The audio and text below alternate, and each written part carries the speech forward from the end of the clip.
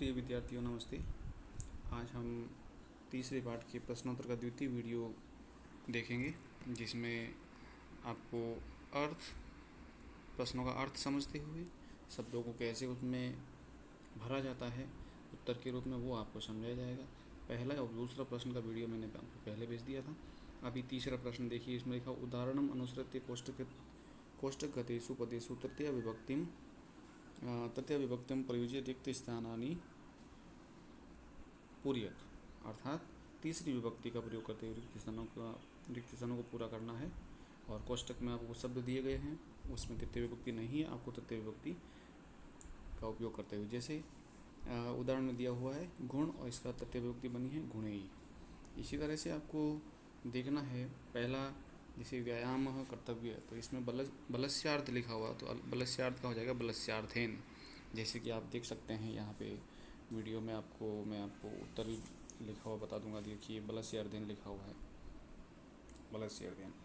तो ये बलस्य शब्द जो है, इसका बलस्यार्थेन कर देंगे।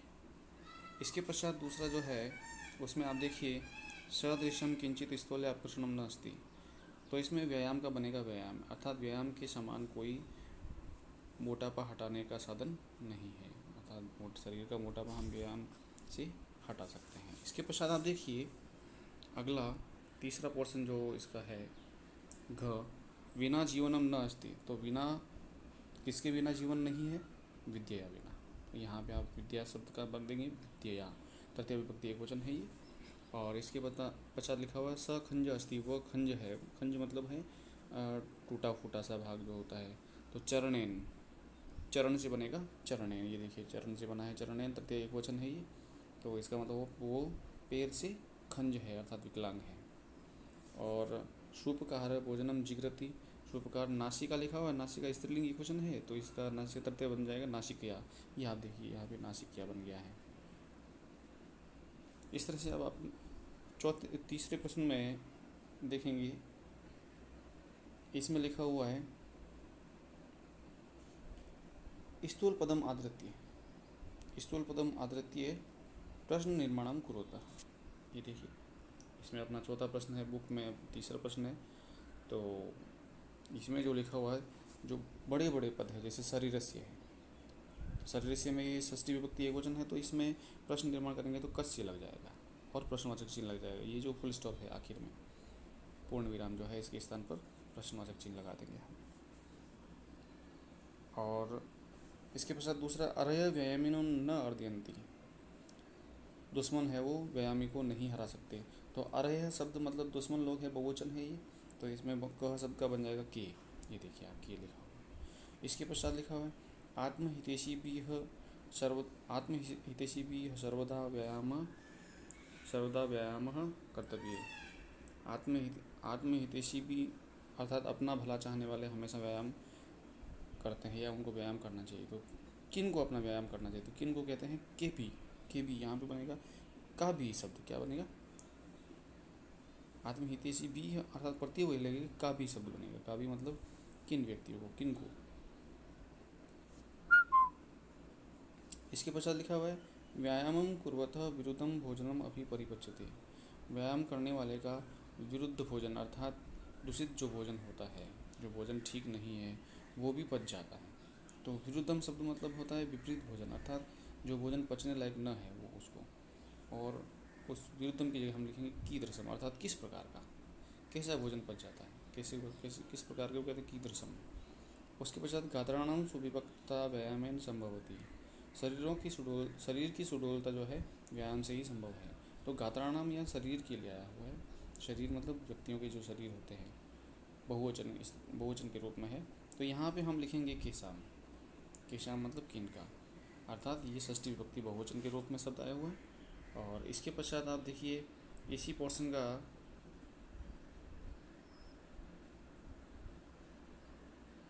अगला भाग जो है, जिसको हम प्रश्न 4 के रूप में लेंगे। यहाँ बुक में प्रश्न 4 लिखा हुआ है, यहाँ पे अ लिखा हुआ है, एक्चुअल में ये प्रश्न 4 ही है।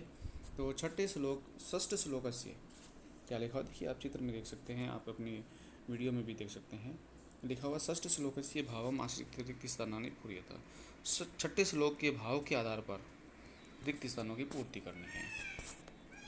तो यहाँ पे देखिए लिखा हुआ है समीपे उर्गा न, किसके समीप उर्गा कहते हैं सांप को, नहीं जाते हैं, गरुड़ के समीप। तो यहाँ पे पहले रिक्त स्थान क्या आएगा, गरुड़स्य समीपे उर्गा न गच्छन्ति।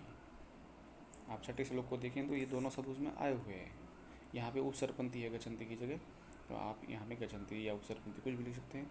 एवं एवं उसी प्रकार से व्यायामीन जनस्य समीपम, व्यायामी जो लोग होते हैं उनके समीप कौन नहीं जा पाते, कौन नहीं जाते हैं, रोग नहीं जाते हैं, तो रोग आ करेंगे आप। उसके पश्चात व्यायामीन वयो रूप गुणों भिन्न अपि जन्म करोति। व्यायाम किसको सुदर्शन बना देता है, अर्थात अच्छा दिखने वाला बना देता है, जो वय रूप और गुणहीन है। वय कहते हैं उम्र को, रूप यानी सुंदरता, और गुण यानी गुणों से हीन व्यक्ति को भी सुदर्शन बना देता है, तो उसको लोग देखना चाहते हैं। यदि व्यायाम करता है कोई व्यक्ति, वो भले ही उसकी उम्र में ज़्यादा हो, उसका रूप सही नहीं हो और गुण भी अच्छा नहीं हो, तो उसको लोग देखना चाहते हैं। फिर उसके बाद में इसी का दूसरा पोर्शन है इसमें लिखा हुआ है व्यायामस्य लाभाः इति विषयम अधिकृत्य पंचवाक्येषु संस्कृत भाषया एकम अनुच्छेदम लिखितः। व्यायाम के लाभ इस विषय पर 5 वाक्यों में संस्कृत भाषा में एक अनुच्छेद लिखेंगे। तो ये अनुच्छेद लिख के मैं आपको भेज दूंगा और उसको आप अपनी क्लास वर्क नोटबुक में कर लेना, मैं आपको लिख के भेजूँगा। इसके पश्चात 5वां है यथा निर्देशम उत्तरतः, निर्देश के अनुसार आपको उत्तर देना है। तो यहाँ देखिए यथा निर्देशम उत्तरतः पहला प्रश्न है तत्कृत्वा तु सुखम देहम अत्र विशेषणम पदम किम। उसको करके सुखी शरीर, सुखम देहम, देह शरीर है और सुखी है शरीर की विशेषता। तो विशेषता बताने वाले शब्द जो होते हैं वो होते हैं विशेषण। तो यहाँ पे जो सुखम शब्द है, ये सुखम, आप देखिए मैंने लिखा हुआ भी है यहाँ पे सुखम, तो ये सुखम शब्द जो है विशेषण है इस पद का। और इसके पश्चात दूसरा है व्याधयो न उपसर्पन्ति वेन तयम इ उर्गा अस्मिन वाक्य क्रियापदम किम। इस वाक्य में क्रियापद क्या है, अर्थात आपको वर्ब बताने की, क्रियापद बोले तो वर्ब।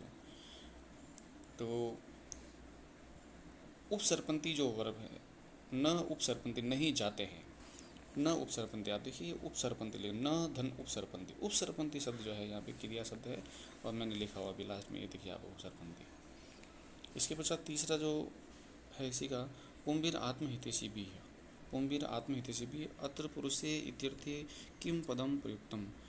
अत्र का मतलब यहाँ पर पुरुष यानी पुरुष के लिए, इति अर्थे इस अर्थ में, इति अर्थ शब्द का मतलब होता है इस अर्थ में, किम पदम कौन सा पद, प्रयुक्तम प्रयुक्त हुआ है। तो पुरुषों के लिए इस पुंबीर आत्महितैषी भी शब्द में कौन सा शब्द आया है, पुंबी। कौन सा शब्द आया है, पुंबी है। ये पुंबी का मतलब होता है पुरुष, पुंबी शब्द का मतलब क्या होता है, पुरुष। तो पुरुष के लिए पुंबी शब्द आया हुआ। इसके बाद में घ जो चौथा भाग है इसका, इसी प्रश्न का, ये घ देखिए आप, दीप्त अग्नित्वम अनालस्यम स्त्रीत्वम लागो मृजा इति वाक्यम गौरवम इति पदस्य विपरीत अर्थकम पदम चित्वा लिखत।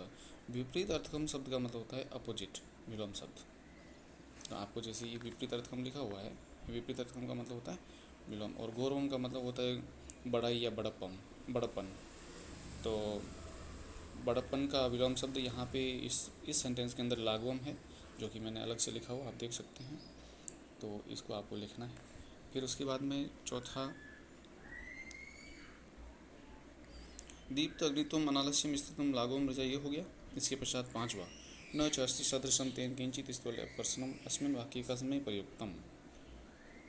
तेन इति सर्वनाम पदम कस्मै प्रयुक्तम। तेन जो सर्वनाम पद है वो किसके लिए प्रयुक्त हुआ है, आप देखिए। तो यहाँ पे तेन शब्द जो है, ये वाला तेन शब्द, ये सर्वनाम किसके लिए, कस्मै का मतलब होता है किसके लिए, और प्रयुक्त में प्रयुक्त हुआ है। तो किसके लिए प्रयुक्त हुआ है, ये व्यायाम के लिए प्रयुक्त हुआ है, क्योंकि इस सेंटेंस का मीनिंग क्या निकलता है, आप देखिए, उसके समान कोई मोटापा हटाने का साधन नहीं है। तो उसके किसके समान, व्यायाम के समान की बात हो रही है यहाँ पे। तो यहाँ पे जो तेन शब्द आया है, तेन, ये तेन सर्वनाम है। ये शब्द षष्ठी विभक्ति एक वचन है।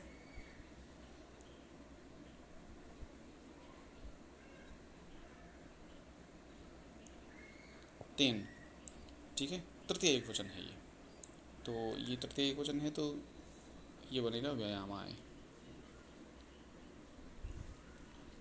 इसके पश्चात अगला लिखा हुआ है छठा, आप देखिए, निम्नलिखितानाम अव्ययानाम रिक्तिस्थानेषु प्रयोगम कुरुतः।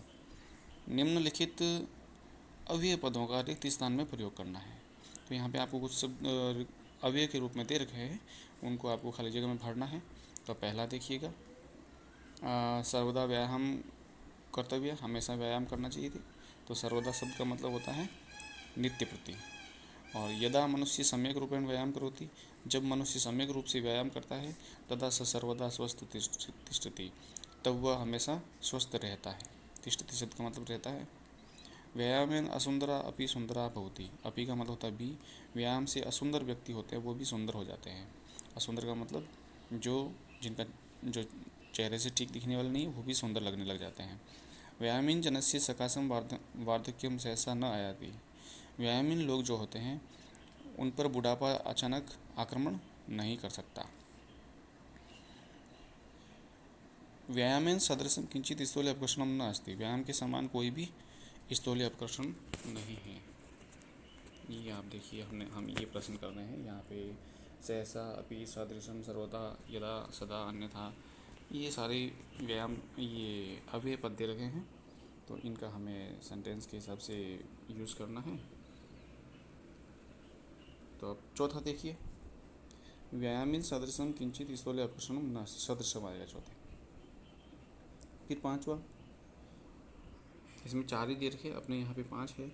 तो इसमें 5वां में देखिए आप, व्यायामम समीक्षा एवं कर्तव्यम व्याधि आयांति, व्यायाम की समीक्षा करके ही व्याधि मतलब बीमारियाँ आयांति आ जाती है, अर्थात व्यायाम की अच्छी तरह समीक्षा करनी चाहिए, अन्यथा। तो 5वें में क्या आएगा, ये अन्यथा शब्द आएगा। तो आप देखिए, फिर उसके पश्चात लिखा है उदाहरणम अनुसृत्य वाच्य परिवर्तनम करो। ये बहुत इंपॉर्टेंट चैप्टर है अपना, ये अलग से आपको मैं बताऊंगा। फिर भी यहाँ पर कैसे क्या है वो आप देखिए।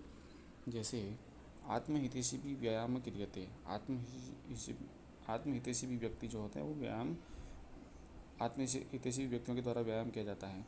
तो यहाँ पे लिखा है आत्महितैषिणः, अर्थात जो अपना हित चाहने वाले लोग होते हैं वो व्यायाम कुर्वन्ति कर। यहाँ पे आत्मनेपदी जो क्रिया है, इसमें ए की मात्रा लगती है, वो ई की मात्रा में बदल जाती है। सबसे बड़ा परिवर्तन यही होता है। आत्मनेपदी जो वर्ब है, क्रिया है, उसको प्रश्ननेपदी रूप में लिखा जाता है, सबसे बड़ी चीज़ है। और जो तृतीया विभक्ति है उसको प्रथमा विभक्ति में परिवर्तित कर दिया जाता है, अर्थात ये तृतीया विभक्ति बहुवचन है और ये प्रथमा विभक्ति बहुवचन है। और ये जो कर्म होता है, कर्म में जो प्रथमा है उसको द्वितीया में बदल दिया जाता है। इसके पश्चात आप देखिए, वो तो उदाहरण था। इसके पश्चात यहाँ देखिए आप, बलवता विरुद्धम अपि भोजनम पच्यते, बलवता विरुद्धम अपि भोजनम पच्यते, बलवान लोगों के द्वारा विरुद्ध भोजन भी पचा लिया जाता है। तो यहाँ पे है बलवता मतलब बलवान लोगों के द्वारा, ये तृतीया में लिखा हुआ, अभी अपने को प्रथमा में लिखना है। तो बलवान हो जाएगा, बलवता का मतलब बलवता का बलवान हो जाएगा। और विरुद्धम अपि भोजनम और पच्यते का पचती हो जाएगा, अर्थात ये प्रश्नपदी आत्मनेपदी में बदल गई है। अब यहाँ पे जनेय व्यायामेन कांति लभ्यते, लोगों के द्वारा व्यायाम से कांति प्राप्त की जाती है, कांति मतलब चमक। तो यहाँ जनेय शब्द है वो जना में बदल जाएगा। ये तृतीया बहुवचन है तो ये प्रथमा बहुवचन है, तो तृतीया है वो प्रथमा बदल गई। और व्यायामेन कांति है तो विसर्ग हट गया और उसमें ये जो लभ्यते था उसका हो जाएगा लभंती हो जाएगा। ये यहाँ पे लभंती लिखा हुआ है, आप इसको लिखेंगे लभंती, ई की मात्रा लगाएंगे। मैं इसमें थोड़ा परिवर्तन कर देता हूँ। देखिए, इसमें हम कुछ बदलाव करते हैं थोड़ा। ई की मात्रा लगेगी यहाँ पे, जो ई की मात्रा है लबंती की जगह हो जाएगा लबंती।